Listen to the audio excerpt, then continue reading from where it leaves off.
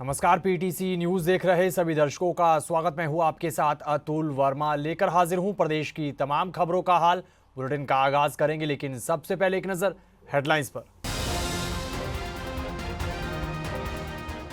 मुख्यमंत्री नायब सैनी ने हरियाणा के पार्षदों की पावर बढ़ाने का किया बड़ा ऐलान। हर तिमाही बैठक के लिए पार्षदों को बैठक भत्ता देने की भी की घोषणा। हरियाणा के डॉक्टर्स की सरकार के साथ बैठक रही बेनतीजा। करीब 4 घंटे तक सीएम के मुख्य प्रधान सचिव के साथ चली बैठक में नहीं बनी सहमति।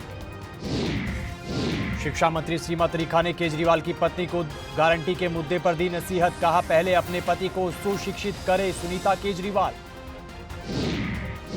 ईडी की कार्रवाई और बजट पर सवाल उठाने पर कैबिनेट मंत्री जेपी दलाल ने कांग्रेस पर किया पलटवार। कहा, पहले अपने कार्यकाल का हिसाब दे कांग्रेस। और पेरिस ओलंपिक गेम्स में देश प्रदेश के खिलाड़ियों पर रहेंगी सभी की निगाहें। कुरुक्षेत्र के लाडवा की शूटर रमिता से परिजनों को मेडल की उम्मीदें।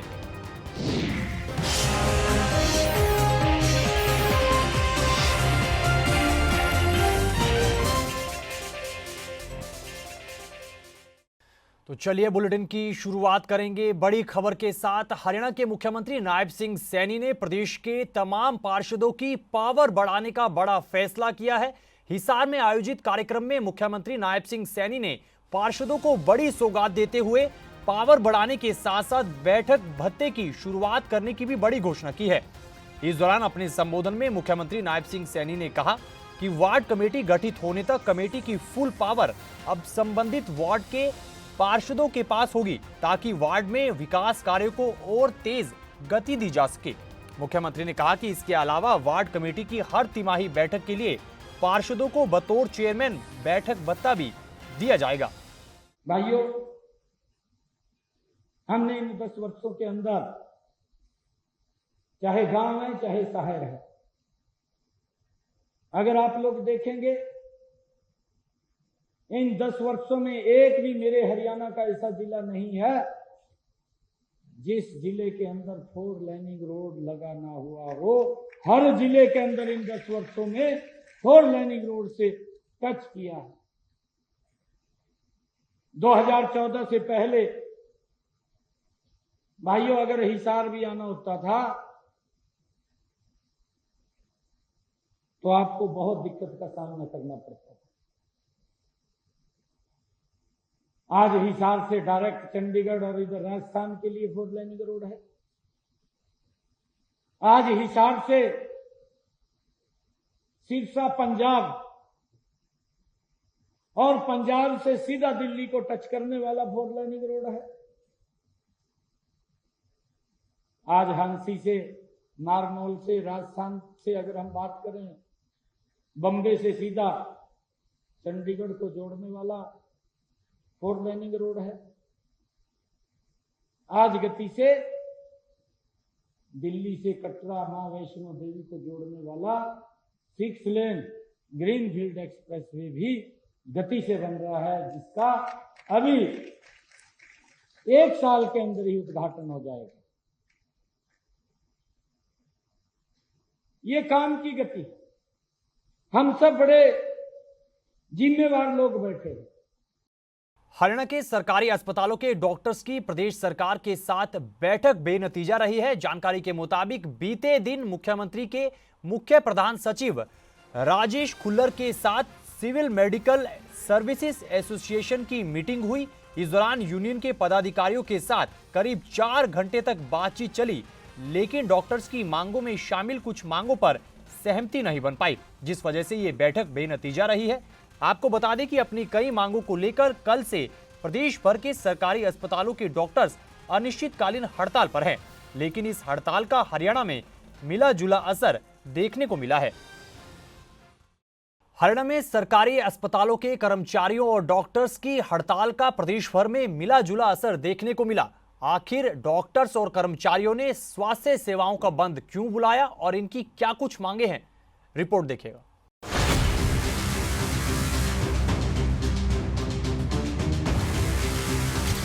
हरियाणा में सरकारी अस्पतालों के कर्मचारियों की हड़ताल।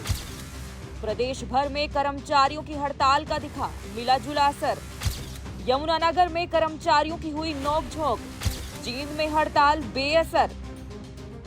Haryana civil medical services association ने डॉक्टर की मांगे पूरी न होने के विरोध में प्रदेश भर के सरकारी अस्पतालों में स्वास्थ्य सेवाओं का बंद बुलाया है, जिसको लेकर अलग अलग जिलों से तस्वीरें सामने आई हैं।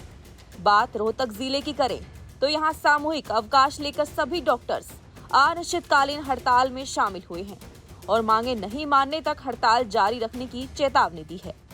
इधर डॉक्टर्स की हड़ताल के चलते मरीजों को भी कुछ वक्त के लिए परेशानी उठानी पड़ी है, जिसको देखते हुए सीनियर डॉक्टर्स की ड्यूटी लगाई गई है। इधर यमुनानगर में नर्सिंग स्टाफ ने 2 घंटे की हड़ताल की। जैसे ही प्रदर्शनकारी एडमिन ब्लॉक के नीचे प्रदर्शन के लिए पहुंचे तो सिविल अस्पताल प्रशासन ने उन्हें वहां प्रदर्शन करने से रोक दिया, जिसके बाद प्रदर्शनकारी कर्मचारियों और सीएमओ के बीच काफी देर तक नोकझोंक चलती रही, जिसके बाद अधिकारियों के कहने पर पुलिस की ओर से कर्मचारियों को हटाया गया, जिसको लेकर कर्मचारियों ने अपना रोष जाहिर किया है। बात जींद की करें तो यहाँ डॉक्टर्स की हड़ताल ठंडे बस्ते में जाती नजर आई है, क्योंकि जींद के सरकारी अस्पताल में सिर्फ 2 डॉक्टर्स ही हड़ताल पर नजर आए हैं और हड़ताल को देखते हुए खुद सीएमओ ने मोर्चा संभालते हुए मरीजों को देखने के लिए पूरे अस्पताल का दौरा किया है। साथ ही इमरजेंसी और ओपीडी सेवाओं को सुचारू रूप से चालू रखने के लिए सख्त आदेश भी दिए हैं। देखिए, हड़ताल का जींद जिले में कोई खास असर नहीं है। आपने स्वयं मेरे साथ राउंड लिया है। नागरिक अस्पताल जींद में लगभग 38 डॉक्टर एनरोल है, सिर्फ 2 डॉक्टर ऑन स्ट्राइक हैं और बाकी सभी डॉक्टर अपनी ड्यूटी कर रहे हैं। इसके अलावा हमने एनएचएम के 10 से 12 डॉक्टर यहाँ लगाए हुए हैं। आप देख रहे हैं पूरी कैजुअल्टी, एसएनसीयू, लेबर रूम, सारी ओपीडी बिल्कुल सामान्य रूप से चल रही हैं। पोस्टमार्टम हो रहे हैं, एमएलआर कट रहे हैं, किसी तरह की कोई दिक्कत नहीं है। सभी डॉक्टर्स को मैंने विशेष रूप से निर्देश दिया है कि भाई किसी मरीज को, आम जन को कोई परेशानी नहीं होनी चाहिए, ना कोई दवाई से रिलेटेड, ना ओपीडी से रिलेटेड, ना पर्ची से रिलेटेड। और यही हाल नरवाना का है, यही सफीदों का है। तो सभी जगह हमारी स्वास्थ्य सेवाएं सुचारू रूप से चल रही है। किसी मरीज को, आम जन को कोई परेशानी नहीं है। मैं स्वयं मरीजों को जाकर देख रहा हूँ और वहाँ पे डॉक्टर उपलब्ध हैं। किसी मरीज को कोई दिक्कत हो तो कभी भी मेरे से आगे संपर्क कर सकता है। और पूरे ज़िले में हमने जो है ये ध्यान रखा है कि किसी भी मरीज को कोई दिक्कत ना। बहरहाल सरकारी अस्पतालों के कर्मचारी कई मांगों को लेकर लगातार लामबंद हो रहे हैं और अनिश्चितकालीन हड़ताल की बात कर रहे हैं। इधर स्वास्थ्य मंत्री ने पत्र लिखकर कर्मचारियों से अपील भी की है। ऐसे में देखना होगा कि आगे चलकर कर्मचारियों का ये प्रदर्शन किस ओर करवट लेता है। ये थी जींद से सुनील कुमार, यमुनानगर से तिलक भारद्वाज और रोहतक से सुरेंद्र सिंह के साथ अतुल वर्मा की खास रिपोर्ट। इधर शिक्षा मंत्री सीमा त्रिखा ने 5 गारंटियां हरियाणा लाने के सुनीता केजरीवाल के बयान पर पलटवार किया है, साथ ही उन्हें नसीहत भी दी है। शिक्षा मंत्री सीमा त्रिखा ने कहा कि पहले सुनीता केजरीवाल अपने पति अरविंद केजरीवाल को सुशिक्षित करें ताकि कारागार का खेल खत्म हो जाए। शिक्षा की गारंटी बोलने से नहीं बल्कि काम करने से होती है। हरियाणा सरकार योजनाओं को धरातल पर लगातार लागू कर रही है। इस दौरान उन्होंने कहा कि प्रदेश में बेहतर शिक्षा देने के लिए भाजपा सरकार की ओर से कई योजनाएं तैयार की जा रही हैं। जो अरविंद केजरीवाल जी हैं, उससे जनता ने गारंटी अपनी उठा ली, उनकी गारंटी की तो हम बोल नहीं सकते कुछ भी। तो पहले सुनीता केजरीवाल जी, बड़े आदर के साथ मेरा अपनी बहन को एक सुझाव है, पहले एक बार अपने जीवन साथी को सुशिक्षित करें ताकि ये जो कारागार का खेल चल रहा है ये खत्म हो जाए। ईडी की कार्रवाई पर सवाल उठाने और बजट पर लगातार तीखा तंज कसने को लेकर भिवानी पहुंचे कैबिनेट मंत्री जेपी दलाल ने कांग्रेस पर लगातार पलटवार करते हुए तीखा बयान दिया है। पत्रकारों से बातचीत करते हुए जेपी दलाल ने कहा कि कांग्रेस को पहले अपने गिरेबान में झांकना चाहिए। उन्होंने कहा कि पीएम मोदी लगातार देश हित में फैसले ले रहे हैं। जेपी दलाल ने कहा कि ईडी या अन्य एजेंसियां भ्रष्टाचार के खिलाफ पहले भी कार्रवाई करती आई हैं और आगे भी करेंगी। ऐसे में कांग्रेस को चाहिए कि वो अपने लोगों को कहें कि भ्रष्टाचार से दूर रहें। इस दौरान उन्होंने कांग्रेस की हरियाणा मांगे हिसाब यात्रा पर भी पलटवार किया है। ये विपक्ष का काम है कि भ्रम फैलाए, भ्रांति फैलाए, वो अपना काम करे, लेकिन जो हमारा क्षेत्र पिछड़ा है उसको ज़्यादा संसाधन देना लोकतंत्र के लिए अच्छी बात है। बिहार सभी मानते हैं कि सबसे कमज़ोर राज्य है, वैसे भी प्रधानमंत्री जी ने जो एस्पिरेशनल डिस्ट्रिक्ट हैं पूरे प्रदेश के, पूरे देश के, उनके लिए विशेष ध्यान देते हैं कि वो आगे बढ़ें और सारा देश समान गति से आगे बढ़े और हमारे देश के अंदर गरीबी अमीरी की जो खाई है वो मिटे, रोज़गार के साधन उपलब्ध हों, देश प्रगति करे। दीर्घकालीन योजनाएं बना करके निरंतरता का हम ख्याल कर रहे हैं। जनता उनसे भी मांग रही है कि उन्होंने अपने वक्त के अंदर किस तरह किसानों का शोषण किया था, किस तरह 2-2 रुपये के चेक दिए थे, किसानों को भाव नहीं दिया था, सारे प्रदेश के संसाधन एक ज़िले के अंदर ले जाते थे, दूसरे ज़िले पिछड़े रह जाते थे। हरियाणा की जनता ऐसी सरकार को कभी मौका दोबारा नहीं देगी जो और ज़िलों का हक ले जा करके, चाहे वो नौकरी का हो, चाहे वो विकास का हो, एक सीमित क्षेत्र में ले जाए। हरियाणा सरकार ऐसी सरकार को मौका कभी नहीं देगी जो गरीब के प्रतिभाशाली बच्चों का हक जो है नेताओं के 3rd डिवीज़न वाले बच्चे या फेल होने वाले बच्चों को दे दे। ये चीज़ हरियाणा की जनता कभी नहीं बोलेगी। केंद्रीय मंत्री मनोहर लाल खट्टर गुरुग्राम में आयोजित एक कार्यक्रम में बतौर मुख्य अतिथि शिरकत करते हुए पहुंचे और इस दौरान उन्होंने सरकार के बजट को जनहित का बजट करार दिया है। कार्यक्रम को संबोधित करते हुए मनोहर लाल खट्टर ने कहा कि आज पीएम मोदी के नेतृत्व में भारत दुनिया की 5वीं बड़ी अर्थव्यवस्था बन गया है और 2047 में पीएम मोदी का भारत को विकसित राष्ट्र बनाने का सपना भी जरूर साकार होगा। इस दौरान उन्होंने हरियाणा में भाजपा सरकार के कार्यकाल में हुए अब तक के कार्यों का जिक्र भी किया।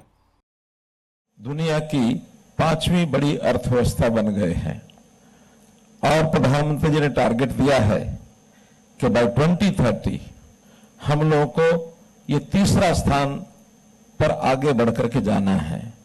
बहुत लंबी एक छलांग लगाने का अपना टारगेट है और यहीं तक नहीं बल्कि प्रधानमंत्री जी ने कहा कि जब देश को आजाद हुए 100 साल पूरे हो जाएंगे 2047 तक हमको दुनिया का एक विकसित देश, विकसित भारत इस रूप में बढ़ना है।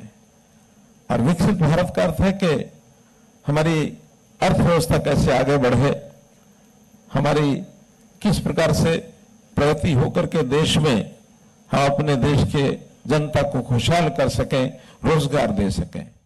खबर पलवल से है। पलवल के बडोली गांव का गवर्नमेंट कॉलेज बीते 5 साल से महज 2 टीचर्स के सहारे ही चल रहा है, जिसको लेकर पीटीसी न्यूज ने अभिभावकों और कार्यकारी प्रिंसिपल के साथ खास बातचीत की है। इस दौरान उन्होंने क्या कुछ कहा है, सुनेगा। पढ़ाई की बेटी की नहीं, हमारी तो है जी, हमारी क्या है, हमारे तो जो देश का जो मालिक बैठा है उसकी इच्छा है कि बेटी पढ़ाओ और बेटी बचाओ जी। तो हमारी इच्छा कहाँ चली उनके आगे, जो वो जो कर रही है इच्छा के मालिक तो वो है जी। और फिर हमारा तो फ़र्ज़ है जी बेटी को पढ़ाना और बेटी को बचाना जी, और हम पे इससे ज़्यादा और क्या कर सकते हैं जी। जो हमारा फ़र्ज़ हो तो हमें करना पड़ेगा जी। और बेटी की भी इच्छा है जी हमारी पढ़ने की तो जी, क्योंकि मान लो हम बेटी को पहले 10 पढ़ाते थे और 10 पढ़ा के बेटी को फिर भी क्या पढ़ाना बेटी को, जब तक वो अगर कोई कहीं भी कुछ भी अपने नहीं लगे, कहीं ड्यूटी नहीं करे, आगे जाए तो आगे भी कोई किसी बच्चे को पढ़ाए, यहाँ भी बच्चों को पढ़ा के जाए, हमारे जो छोटे छोटे बच्चे और हमारे उनको पढ़ाए। तो इसलिए बेटी की इच्छा हमारी भी इच्छा है जी। और हमारे यहाँ अपने नज़दीक कॉलेज है हमारा जी, हमारे यहाँ से तो 500 मीटर दूर है जी। और हमारी बहुत बेटियाँ दूर दूर से आ रही है, सरकारी बस भी लगी हुई है इनमें जी, तो यहाँ सुविधा भी है बसों की जी। टीचर कमी थी जी पिछली बार, और टीचर की अब भी कमी है, लेकिन जी हमें मोदी जी से अभी हमें है कि हमारे मोदी जी टीचरों की हमारी पूर्ति करेंगे इस बार। जो पिछली कमी थी वो अब की कमी नहीं रहने देंगे, क्योंकि उनका नारा ये है कि बेटी बचाओ और बेटी पढ़ाओ। तो हमारी वो पूरी हमको उम्मीद है उनसे, और सबको उम्मीद है उनसे, तो पूरे देश को उम्मीद है। फ्रांस की राजधानी पेरिस में ओलंपिक गेम्स 2024 का आगाज हो गया है और इस गेम्स में हिस्सा लेने गए देश प्रदेश के तमाम खिलाड़ियों पर सभी की निगाहें हैं। बात कुरुक्षेत्र की करें तो धर्मनगरी कुरुक्षेत्र के छोटे से कस्बे लाडवा की बेटी रमिता जिंदल भी पेरिस ओलंपिक में देश का परचम लहराने पहुंची हैं।